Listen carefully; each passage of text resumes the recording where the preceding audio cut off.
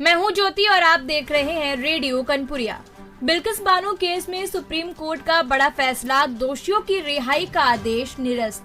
पहले जानते हैं कि बिल्किस बानो के साथ आखिर में हुआ क्या था। आपको बता दें, 3 मार्च 2002 को गुजरात दंगों के दौरान दाहोद में बिल्किस बानो के परिवार पर हमला हुआ था। इसी दौरान उनका गैंगरेप किया गया।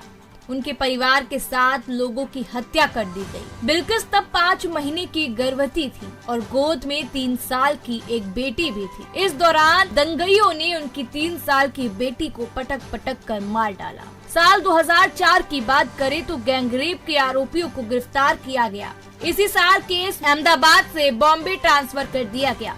बिल्किस बानो ने सबूतों के साथ संभावित छेड़छाड़ और गवाहों के लिए खतरे का मुद्दा उठाया था और फिर जनवरी 2008 में सीबीआई की स्पेशल कोर्ट ने 11 दोषियों को उम्र कैद की सजा सुनाई थी।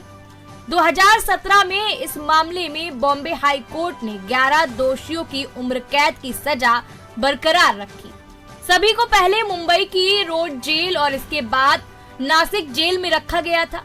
करीब 9 साल बाद सभी को गोधरा की सब जेल में भेज दिया गया था। अब आपको आगे बताते हैं कि अब तक क्या हुआ। इनमें एक दोषी राधेश्याम शाह ने मई 2022 में गुजरात हाई कोर्ट में समय से पहले रिहाई के लिए याचिका दायर की थी, जिसे खारिज कर दिया गया। शाह ने सुप्रीम कोर्ट का रुख किया। दोषी शाह ने कहा था कि उसने 1 अप्रैल 2022 तक 15 साल 4 महीने तक जेल में बिताए हैं। इस पर प्रक्रिया देते हुए सुप्रीम कोर्ट ने सजा माफी का ये मामला गुजरात सरकार के हवाले कर दिया। कहा गया कि राज्य सरकार इस मामले की जांच करे। पंचमहल कलेक्टर के नेतृत्व में एक समिति बनाई गई। गैंगरेप केस में उम्र कैद की सजा पाए सभी 11 दोषी 15 अगस्त 2022 को रिहा हो गए थे। गुजरात सरकार ने कहा था कि सभी दोषियों को अच्छे व्यवहार के कारण रिहा किया गया। बिल्किस बानो गैंगरेप मामले में सुप्रीम कोर्ट ने 11 दोषियों की रिहाई का आदेश रद्द कर दिया। गुजरात सरकार के आदेश को पलटते हुए सुप्रीम कोर्ट ने कहा कि पीड़िता की तकलीफ को समझना जरूरी है। कोर्ट ने कहा कि हमारा मानना है कि गुजरात सरकार के पास सजा में छूट के लिए आवेदनों पर विचार करने या उन पर आदेश पारित करने का कोई अधिकार नहीं था। इससे पहले सुनवाई के दौरान सुप्रीम कोर्ट में गुजरात सरकार ने दोषियों की सजा माफ करने के फैसले को सही ठहराया था।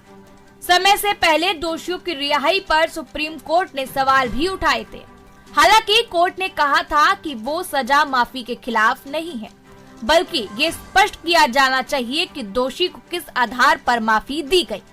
बिल्किस बानो ने इस मामले में 30 नवंबर 2022 को सुप्रीम कोर्ट में 2 याचिकाएं दाखिल की थी। पहली याचिका दोषियों की रिहाई के खिलाफ थी। इसमें सभी दोषियों को फिर से जेल भेजने की मांग की गई। दूसरी याचिका में सुप्रीम कोर्ट के उस आदेश पर विचार करने की मांग की गई है, जिसमें कहा गया था कि दोषियों की रिहाई पर फैसला गुजरात सरकार करेगी।